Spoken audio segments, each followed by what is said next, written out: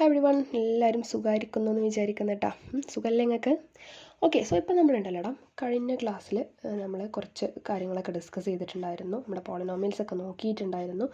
So അതിൻ്റെ കുറച്ചുകൂടി extra questions അതാണ് നമ്മളിവിടെ നോക്കുന്നത്. ഓക്കെ, സോ ഇപ്പോൾ ഇവിടെ നിങ്ങൾ നോക്കിയിട്ടുണ്ടെങ്കിൽ എക്സ്ട്രാ നിങ്ങൾക്ക് എന്താണ് തരുന്നത്?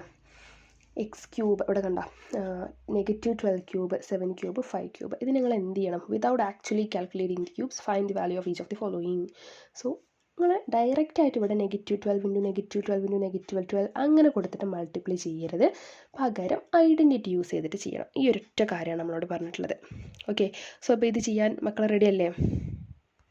സോ ഇതിന് വേണ്ടിയിട്ട് നമ്മൾ യൂസ് ചെയ്യുന്നത്, നമ്മൾ ടോട്ടൽ ഒരു 8 ഐഡൻറ്റിറ്റീസ് പഠിച്ചില്ലേ, അതിൽ നിന്ന് ഒരു ഐഡൻറ്റിറ്റി കൂടെ നമ്മൾ ഡിറൈവ് ചെയ്തെടുക്കുകയാണ് കേട്ടോ ഇത്. സോ 8th ഐഡൻറ്റിറ്റി നിങ്ങൾക്കറിയാം, x³ + y³ + z³ -3xy is equal to this one, x + y + z into x² + y² + z², -xy, -yz, -zx അല്ലേ? ഇവിടെ കണ്ട ഇങ്ങനെ xy, yz, zx ഇങ്ങനെ കൊടുക്കുന്നതാണ്. സോ ഈ ഒരു ഐഡൻറ്റിറ്റി നിങ്ങൾക്ക് ഓൾറെഡി അറിയാം. ഇതിൽ നിന്ന് നമ്മൾ ഓൾറെഡി ഡിസ്കസ് ചെയ്ത 13th ക്വസ്റ്റ്യൻ ഉണ്ടായിരുന്നു. x + y + z 0 ആണെന്നുണ്ടെങ്കിൽ നമ്മളോട് പ്രൂവ് ചെയ്യാൻ പറഞ്ഞിട്ടുണ്ടായിരുന്നു അല്ലേ? x² + y³ + z³ എന്ന് പറയുന്നത് 3xyz ആണെന്നുള്ളത്.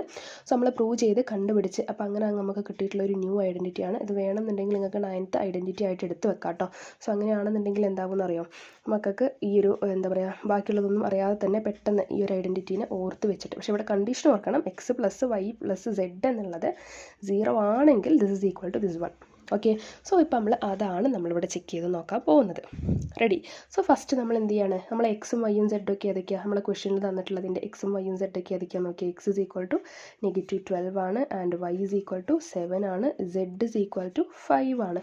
എന്നിട്ട് മക്കൾ x + y + z 0 ആണോ എന്നുള്ളത് ചെക്ക് ചെയ്യാണ്. സോ എന്താണ്, -12 + 7 + 5 എത്രയാണ്? +12. That is equal to 0. കണ്ടോ? അപ്പോൾ ഈ കണ്ടീഷൻ ഇവിടെ അപ്ലൈ ആയി. സോ ഇത് 0 ആണെന്നുണ്ടെങ്കിൽ അപ്പോൾ നമുക്ക് എന്ത് ചെയ്യാൻ പറ്റും? സോറി കേട്ടോ.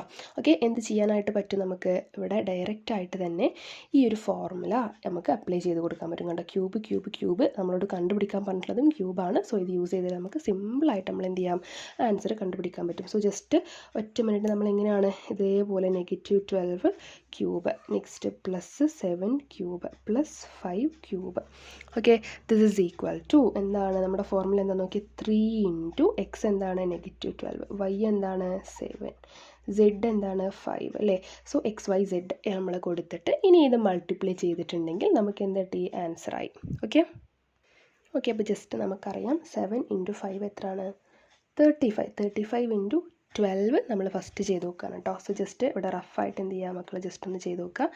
35 ഇൻറ്റു 12 ചെയ്തിട്ടുണ്ടെങ്കിൽ നിങ്ങൾക്ക് കിട്ടുന്ന ആൻസർ എത്രയാണ്? 5 2 10, ബാലൻസ് 1, 7, 1 5 is 5, 1 3 is 3.